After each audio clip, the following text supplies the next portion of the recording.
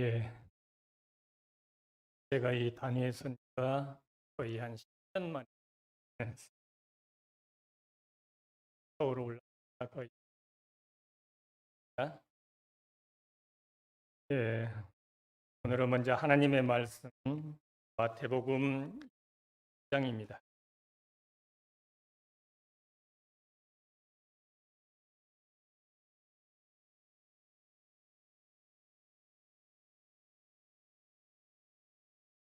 마태복음 25장 열처녀들부터 나오죠. 6절에 있는 말씀만 한 말씀입니다. 밤중에 소리가 나되 보라 신랑이로다 맞으러 나오라.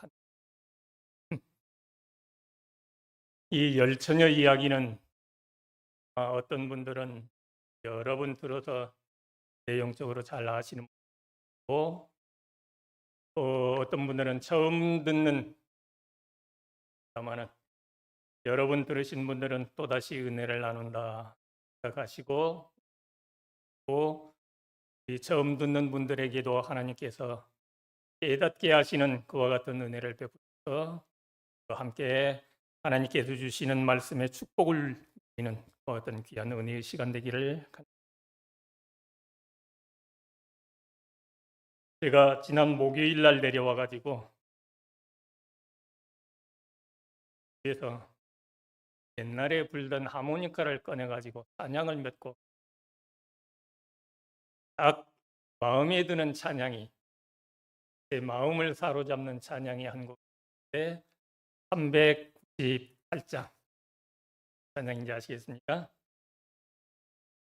오 가나안 땅 복된 성에 들어가려고 내 무거운 짐 벗어버렸네.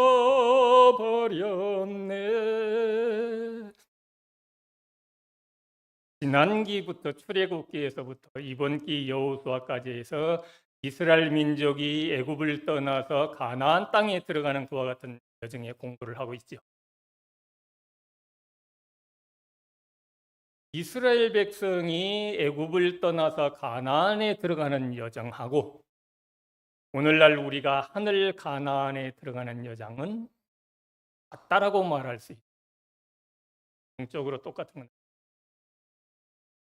그러면은 이스라엘 백성들이 애굽을 떠나 나올 때부터 뭘 믿고 떠나 나왔는가 하면은 자기들의 조상 아브라함부터 이삭과 야곱에게 약속하신 내가 이 적과 구르는 가나안 땅을 너와 네 자손에게 주리라 한 그 하나님의 약속을 믿고 이스라엘 민족은 애굽을 떠나서 가나안 땅을 향해 갈 수 있었고, 이번 기회에 공부하는 바대로 결국은 이스라엘 민족이 가나안 땅에 들어갑니다. 하나님께서 우리에게 하늘 가나안을 주시겠다고 약속을 하셨지요. 그래서 하늘 가나안은 하나님께서 주마고 약속하신 약속 믿고 가면은 들어가는 곳이 어딘가 하면 하늘나라예요.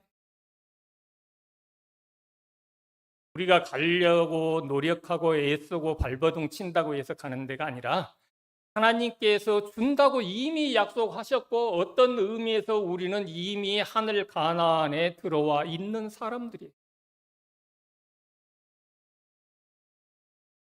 이스라엘 민족이 가나안 땅에 들어가는 것은 그들이 믿음으로 가나안 땅에 들어갔지만, 그들이 뭘 했어야 됐는가 하면은 그들이 그 땅을 지키는 일은 했어요. 근데 지키는 것도 누가 지켜요? 하나님께서 지켜줄 거예요. 그런데 하나님께서 지켜줄 것이지만 지켜주는 조건이 딱 하나 있어요. 그것은 내 언약을 지켜 행하면. 그러나 이스라엘 민족은 하나님과의 약속한 언약을 지키지 못했기 때문에 결국은 이스라엘 민족은 하나님께서 주신 가나안 땅을 잃어버리고 말았어요. 하나님께서 우리에게 하늘 가나안을 이미 허락하셨어요. 그래서 하늘 가나안은 우리 거예요. 이미 들어와 있는 거나 같은 거예요. 그러나 우리에게 주신 그 하늘 가나안을 지키는 조건도 역시 이스라엘 백성에 약속하신 같은. 우리가 이제 마태복음 25장 1절부터 예수님께서 혼인 잔치에, 이건 비유입니다. 비유를 통해서 약속을 했는데 아마 그 지방은 혼인 잔치를 밤에 한다고 그래요. 그래가지고 혼인식은 신부 집에 가서 혼인식을 하고 이제 신부를 데리고 신랑이 자기 집 신랑 집으로 와가지고 혼인 잔치를 엽니다. 근데 지금 신랑이 혼인식을 마치고 혼인 잔치를 하기 위해서 신랑 집으로 오고 있는데 그 신랑을 맞이하기 위해서 등을 들고 나가서 기다리고 있는 열처녀에 대한 비유의 이야기. 다섯은 잘 아는 대로 등과 함께 뭘 가지고 갔어요? 기름도 가지고 갔더라. 그들은 지혜로운 처녀다. 근데 미련한 다섯 처녀는 등만 가지고 갔지 기름은 준비 안 했다. 그러면은 기름은 무엇이고 등은 무엇이며, 또 한 가지 중요한 것은 밤중 소리는 오늘날 실질적으로 뭘 이야기하는 것이, 이건 비유기 때문에 실제로는 뭘 이야기하는 것인가 하는 것을 아는 것은 매우 중요해요. 왜요? 밤중 소리가 들린다라고 하는 것은 지금 신랑이 동네 어귀에 오고 있다라고 하는 이야기잖아요. 밤중 소리가 들린다는, 보라 신랑이로다 맞으러 나오라고 하는 밤중 소리가 외쳐진다라고 하는 것은 신랑이 동네 어귀에 오고 있다라고 하는 것을 말하고 있기 때문에 우리들이 실질적으로 여기에서는 신랑은 예수님이고 예수님의 재림을 말하죠. 그러면 실질적으로 밤중 소리가 들린다라고 하면은 예수님의 재림이 가까이 왔다라고 하는 것을 말하고 있기 때문에 밤중 소리는 실질적으로 무엇을 의미하는 것인가 하는 것을 아는 것은 매우. 그런데 슬기로운 처녀가 되면 다 혼인 잔치에 들어가죠. 천국에 들어갑니다. 그래서 우리는 슬기로운 처녀가 되면 돼요. 나네요.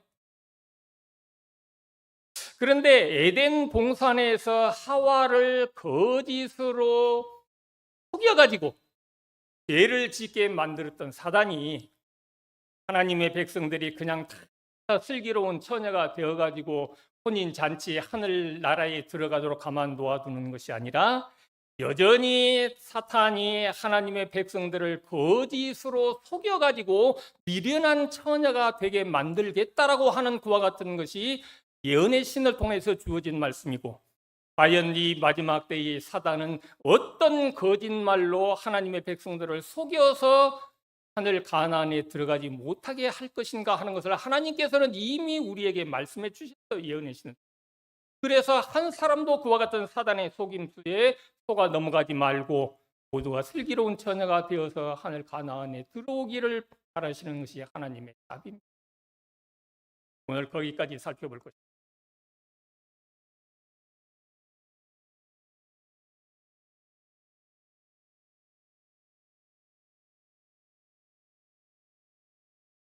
여러분들이 예언의 신 실물 교훈을 제일 마지막 제2장의 열처녀라고 하는 제목의 설명이 나옵니다.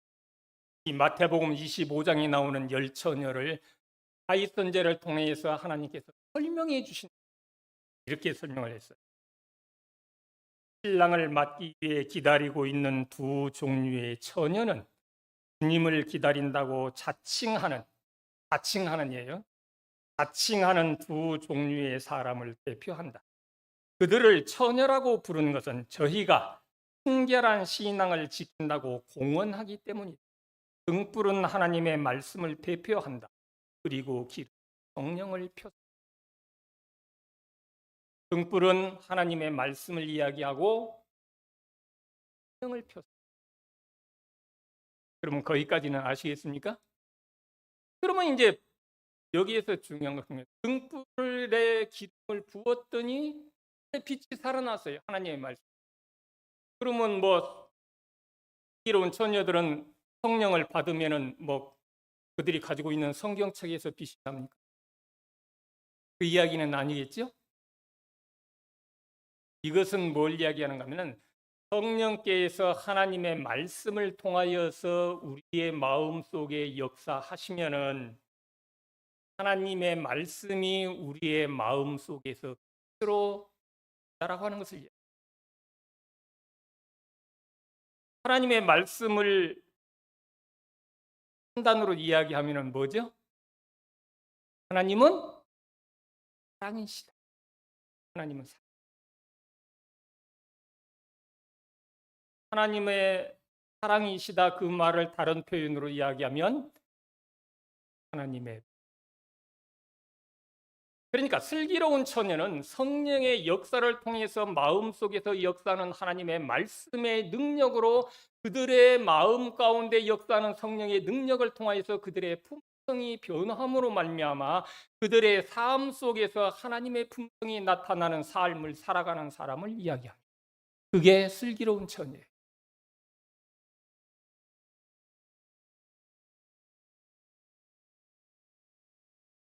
미련한 처녀들이 기름을 준비 안 해서 기름 좀 나눠달라. 기름을 나눠달라 이 말은 도대체 무슨 말이냐? 예언하시는 여전히 이렇게 설명. 미련한 처녀로 대표된 계급은 단지 피상적이고 표면적인 행위만으로 만족하는 자들. 그들은 하나님을 알지 못한다. 그들은 하나님의 품성을 연구하지도 않고 하나님과 교제하지. 그래서 하나님의 품성 뭔가를 몰라. 그러다가 보니까 하나님에 대해서 몰라. 이러한 사람들이 미련한 처녀들인데 그 사람들이 뭐라고 이야기를 하는가 하면은 이렇게 이야기를.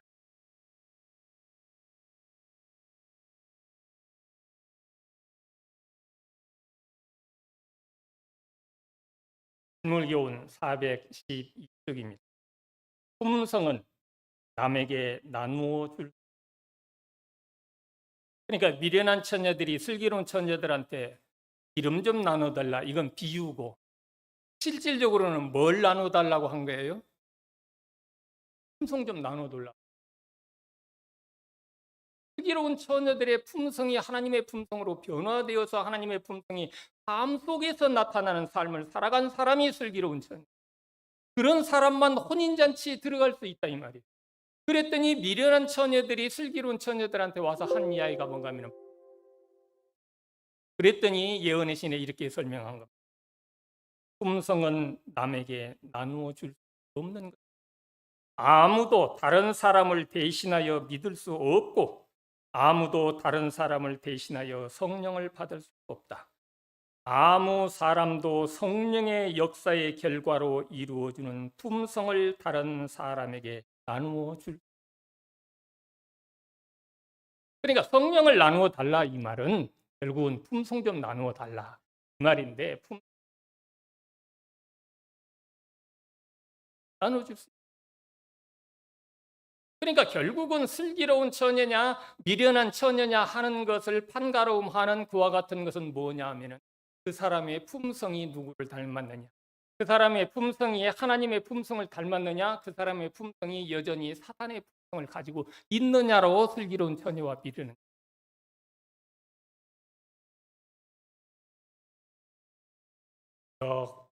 참 어렵다. 그렇게 되다 보니까 어떻게 우리가 하나님의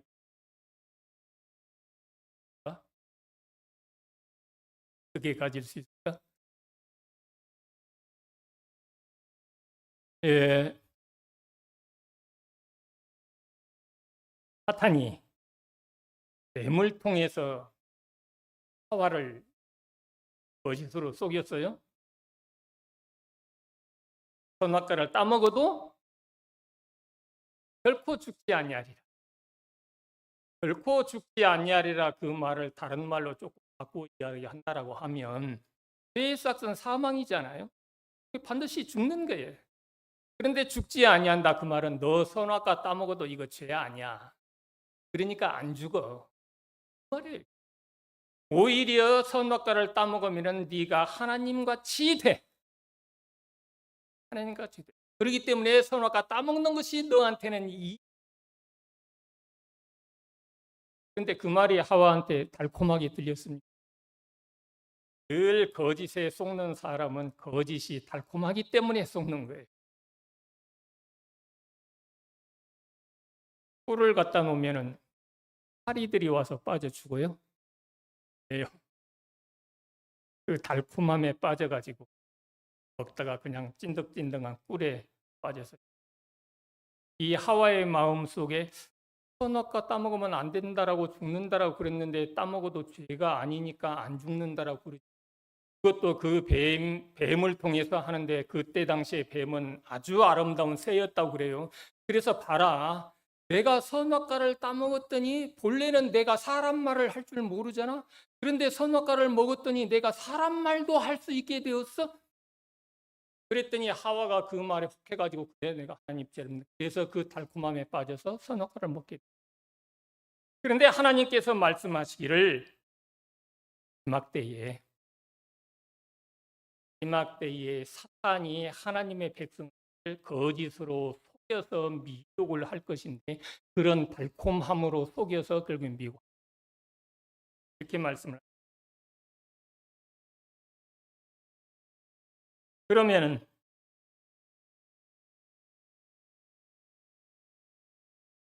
등불은 뭐냐? 기름은 뭐냐? 여기까지는 다 이해를 하셨어요?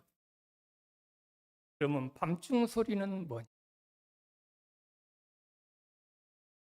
보라 신랑이로다 맞으러 나와라. 그럼 뭐 이미 신랑이 벌써 막 그냥 처녀들이 정신없이 졸다가 깨어가지고 해서 보니까 벌써 신랑이 오고 있어요. 그렇게 밤중 소리가 들릴 때는 예수님의 재림이 임박한 거예요. 그런데 초기 문집 14쪽에 보면은 나의 첫 계시라고 하는 제목에 하나님께서 엘렌 G 화이트를 선지자로 불러서 첫 번째 준 계시가 기록. 거기에 보면은 재림 성도들이 하늘 도성을 향하여서 여행을 하고 있는 장면이 보이는데 그들 뒤에서 출발하는 출발점에서 그 재림 성도들의 길을 밝히는 빛이 있어서 그 재림 성도는 그 빛을 따라서 하늘을 향하여서 여행을 계속하고 그런데 한 천사가 말하기를 이 빛은 밤중 소리다 이렇게 말. 그 빛. 그런데 거기까지는 알겠는데 그러면 정확하게 밤중 소리가 한번 이것을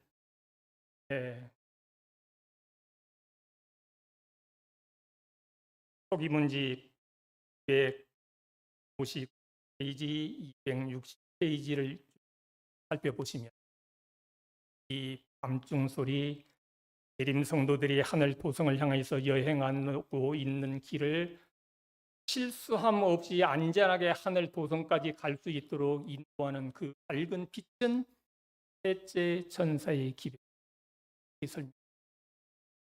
셋째 천사의 기별. 이게 밤중 소리. 그러면 셋째 천사의 기별은 뭔가요? 셋째 천사의 기별 짐승의 표 받지 말라. 이렇게만 알고 있으면 옛날에 배운 가려 뽑은 기별 1권 372쪽에는 이렇게 기록이 여러 사람이 거기에 보면은 참된 셋째 천사의 기별이라고 하는 제목이 나와요.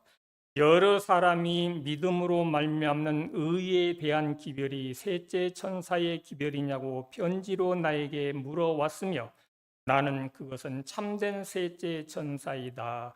천사의 기별이다라고 했다. 그러니까 셋째 천사의 기별은 뭐라? 믿음으로 말미암는 의.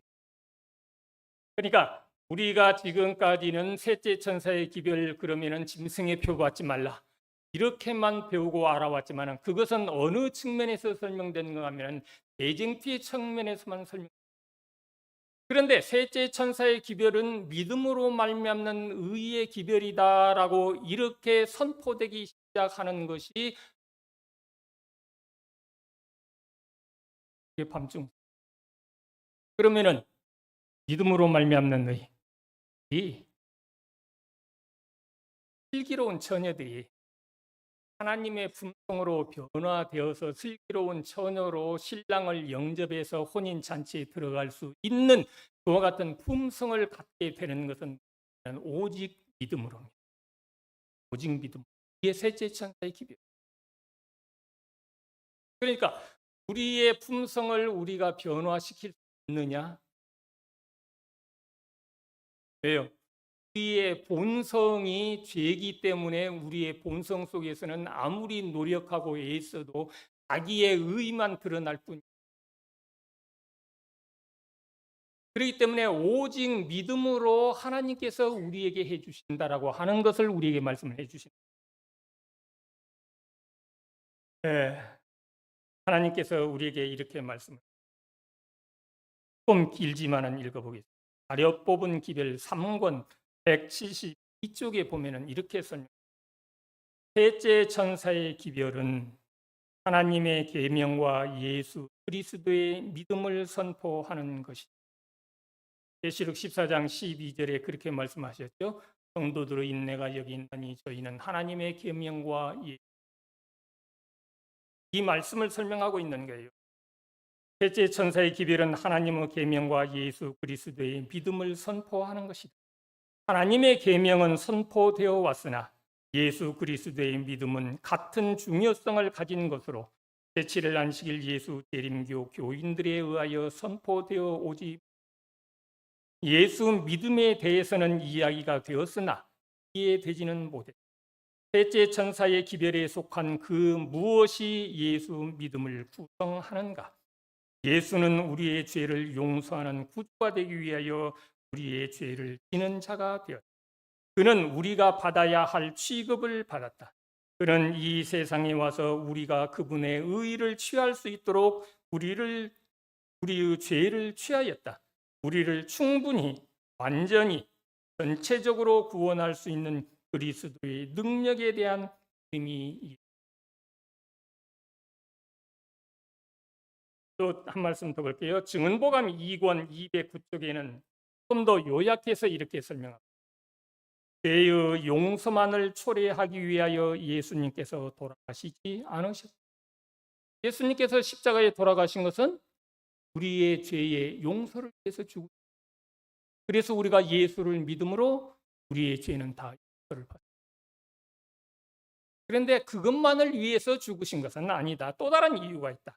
그분께서는 죄를 제거해 버릴 뿐만 아니라 인간의 본성을 회복시키고 다시 아름답게 만들고 멸망의 상태에서 개조하여 하나님 나라에 나타나게 적합하게 만들기 위하여 무한한 희생을 치르셨다. 그러니까 예수님께서 십자가에 죽으신 우리의 죄를 용서하고 우리의 본성을 회복시켜서 하나님 앞에 나타나기에 적합한 품성으로 만들어 주기 위하여서 십자가. 예수님께서 십자가에 죽으신 목적이 두 가지. 그러면 예수 믿는 믿음으로 말미암는 의라고 하는 어떻게 하면은 우리의 품성이 변화될 수가 있는가 하는 것은 이 말씀들에 의해서 정리를 한다라고 하면은 세 가지입니다. 예수님이 나의 죄를 용서하기 위하여 죽으셨다. 이걸 믿으셔야 돼요. 두 번째, 그분께서 나의 품성을 변화시켜 주기 위하여 죽으셨다. 그 다음에 그분께서는 그렇게 하실 수 있는 능력이 그분에게는 이것을 믿으면 우리의 품성이 변화되는 사람이 될 수 있다. 슬기로운 처녀가 된다. 그래서 오직 슬기로운 처녀가 되는 것은 믿음으로 말미암아. 이것을 요약해서 믿음으로 말미암는 그렇게 말. 그러면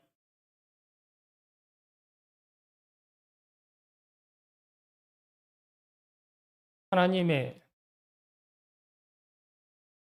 명은 안 지켜도 품성이 변화되는가?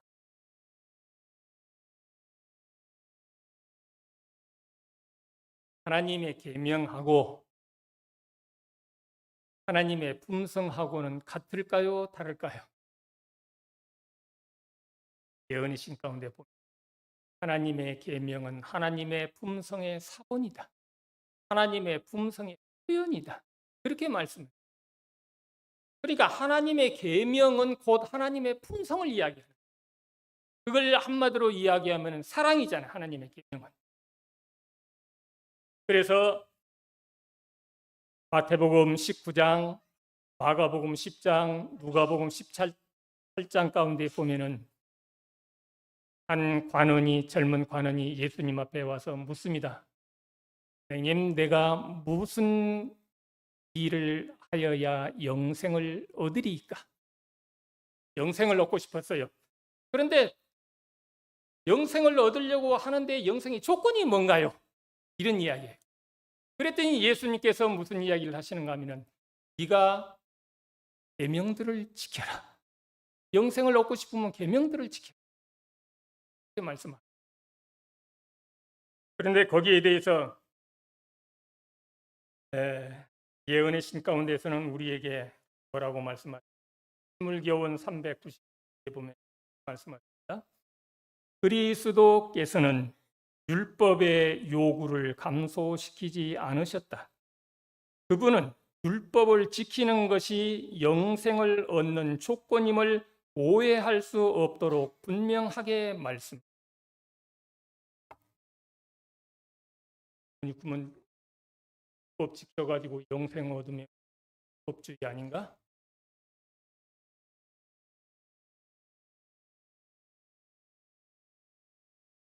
그러면 우리가 하나님의 계명, 하나님의 율법을 어떻게? 몇 가지 질문 드려볼게요. 하나님의 계명을 지키면 우리의 품성이 변화한다. 1번. 아니다. 우리의 품성이 변화되면 하나님의 계명 1번, 2번. 예. 그냥 여러분들 아시는 대로 하늘나라 들어가는 뭐 시험 보는 거 아닙니다. 정답은 우리의 품성으로는 하나님의 왜 그런가 하면 우리의 본성은 본성적으로 악한 죄이기 때문에 아무리 노력하고 애써도 하나님의 품성을 표현할 수 없다. 그래서 예언의 신 가운데서는 우리에게 그렇게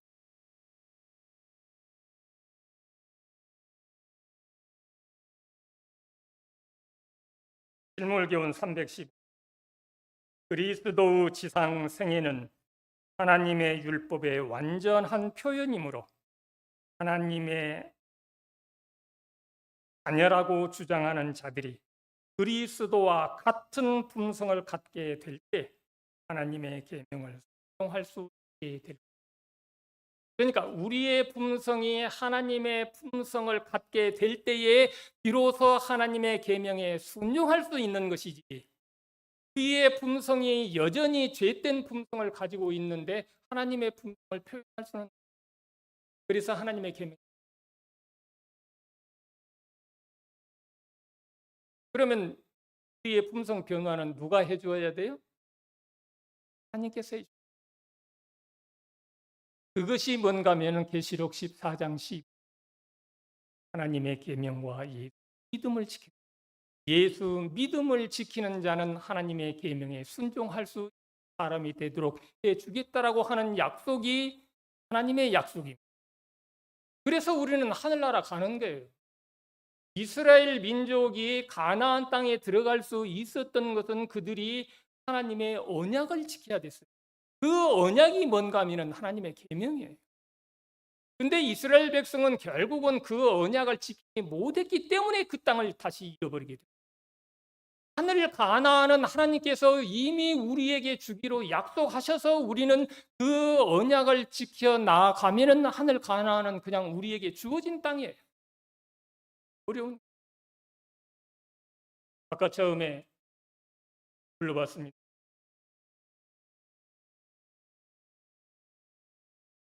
저 가나안 땅 벤성으로 가려고. 그래 가려고 뭐 했어요? 내 무거운 죄짐.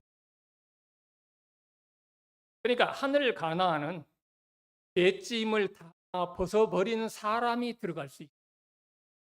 배찜 짊어지고 내가 내 노력으로 들어갈 수 있는. 그러면 중요한 것은 뭐냐? 우리의 마음속에 진정한 요 믿음으로 말미암는 의를 알고 믿으면 그의 마음속에 진정한 신앙의 기쁨과 자유가 있어요. 근데 대개 우리가 뭘 하는가 하면 부패하죠. 제품 아직도 가지고 그건 하나님의 몫이에요. 각자 개인에 따라서 하나님께서 언제 어떤 방법으로 어떻게 우리의 품성을 하나님의 품성처럼 변화시켜 주실지 그것은 하나님의 몫이에요. 내가 조급해가지고 막 그래가지고 내가 노력하고 애쓰고 이렇게 하다가 실망하고 낙담하시는 그건 아니에요. 그건 자기가 하려고 하니까. 하나님의 약속만 믿어야 하는. 예수님께서 십자가에 돌아가신 목적이 뭔가 하면 나의 죄를 용서하고 나의 본성을 회복시켜서 하나님 앞에 나타나게 적합한 품성을 해주기 위해서 돌아가셨다라고 하는 사실을 믿으면 믿는 자에게 하나님께서 해주시는 것이 뭔가 하면 품성 표현. 이걸 믿음으로 말미암는 의. 그런데 사탄이 그 믿음을 가지고 그냥 새로운 처녀가 되어 가나안 땅에 들어오고 하와한테 너 선악과 따먹어도 죄 아니야. 그래서 결코 안 죽어. 이렇게 거짓말했던 것처럼 오늘날도 여전히 똑같은 속임수로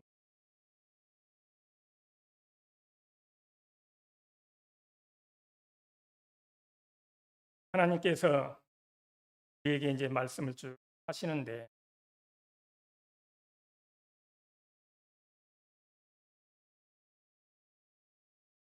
마지막 때에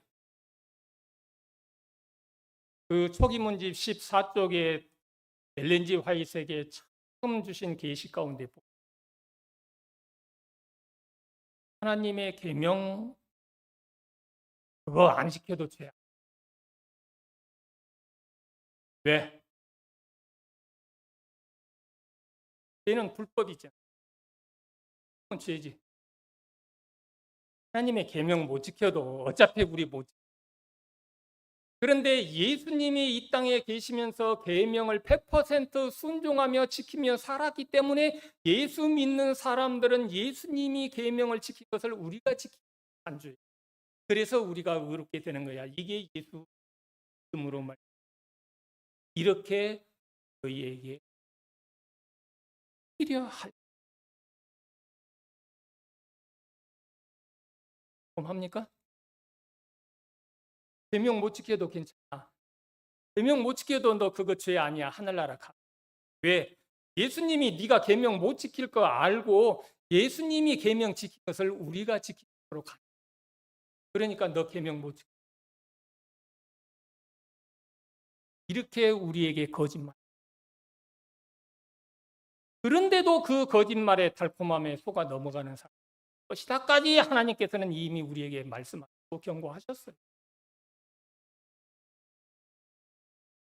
내가 어떻게 하면은 영생을 얻을 수 있으리까라고 묻는 그 젊은 관원에게 예수님께서 대답하신 것은 계명을 지키는 것이 영생을 얻는 조건이라고 오해가 없도록 분명하게 말씀하셨다라고 실물교훈 가운데 그 말은 하나님의 계명을 지켜야 영생을 얻는다. 그 말은 다른 말로 하면 이 품성이 하나님의 품성처럼 변화되어야 너 영생 얻을 수 있다. 하나님의 계명은 곧 하나님의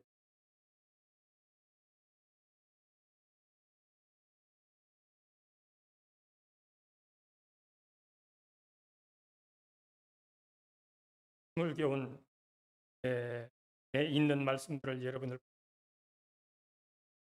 다음에 요한 선지자 55쪽에 보면 이런 말씀을 사탄은 거룩한 부부에게 저희가 하나님의 율법을 범함으로 말미암아 그들이 이득을 볼 것이다.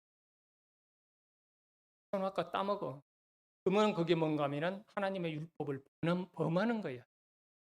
근데 그 율법을 범할지라도 오히려 너희에게 이득이 될 것이라고. 오늘날 우리는 이와 비슷한 논증을 듣 하나님의 계명을 순종하는 자들의 협량에 대하여 말하면서 그들 자신은 넓은 사상을 가지고 어떤 자유를 있다고 주장하는 자들이, 이 말이 무슨 말인가? 계명 지켜야 된다고 자꾸 계명했었냐? 하나님의 계명 못 지켜도 괜찮아. 예수님이 지킨 걸 우리가 지킨 것으로 간주해 주는데 뭐 그렇게 자꾸 계명 이야기를 했어? 이렇게 말하는 자들이. 그러나 이것은 너희가 그것을 먹는 날에는, 하나님의 요구를 거역하는 날에는 너희가 하나님과 같이 되리라고 하는 에덴에서 한 뱀의 메아리가 아니라.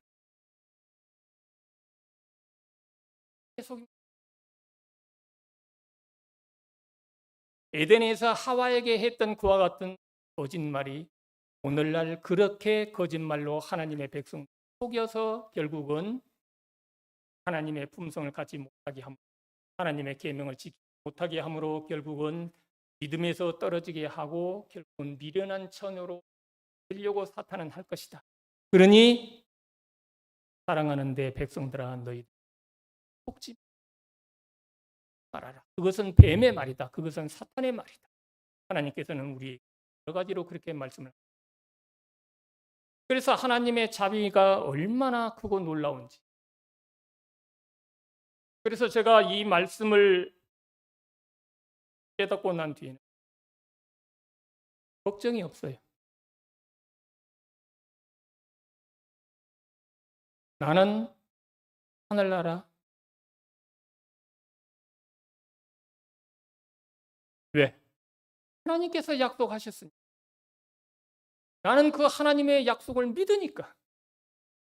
그래서 하나님께서 틀림없이 나를 하늘 가나안 땅으로 데려가실 것이고 한다고 약속하셨으니, 그리고 내 품성을 하늘아 갈 수 있는 그와 같은 품성으로 변화시켜 주기 위하여 죽으셨기 때문에 당신의 죽음이 헛되지 않도록 나를 인도해 주실 것이라고 하는 것을 나는 믿기 때문에, 그래서 나는 믿음의 눈으로 하늘을 봐. 십자가가 없는 복음은 복음 아니에요. 아무리 달콤한 말이라 할지라도 그 가운데에 십자가가 빠져 있으면 아닙니다. 사탄의 속임수. 예수님이 계명을 지킨 것을 내가 지킨 것으로 간주해 주겠다, 이 말 속에는 뭐가 없어요? 십자가가 없어요. 예수님이 계명 지킨 것을 우리가 지킨 것으로 간주해 주어서 그걸 믿는 사람들에게 그냥 슬기로운 처녀가 되어서 하늘나라 가게 해주겠다라고 할 것 같으면 예수님이 십자가에 죽으 이미 구원은 이루어졌고, 그건 복음이 아닙니다. 오직 예수님께서 그 일을 위해서 십자가에 죽으셨고 그 십자가의 능력과 그 은혜를 통하여 우리가 하늘 가나안에 들어갈 수 있다. 아무리 달콤한 말이라 할지라도 예수 그리스도의 희생이 없는 복음은 사탄의 속임수요 거짓말이라고 하는 것을 이 마지막 때 함중 소리 이미 외쳐져, 믿음으로 말미암는 셋째 천사의 기별이 외쳐진, 이미 밤중 소리가 외쳐지고 있다라고 하는 것을 우리는 깨닫고, 그렇다라고 하면 예수님의 재림, 좋게 이야기하면 우리가 하늘 가나안에 갈 날이 심히 가까웠어요. 이러한 때에 어떻게 보면은 슬기로운 처녀와 미련한 처녀가 나누어지고 있는 시대에 우리는 살아가고 있다. 이러한 것을 깨달으시고 참으로 하나님의 은혜에 감사하면서 날마다 우리가 믿음으로, 오직 믿음으로 승리하는 신앙의 삶을 살아서 하늘 가나안에 들어 모든 성도들 되시길 말씀을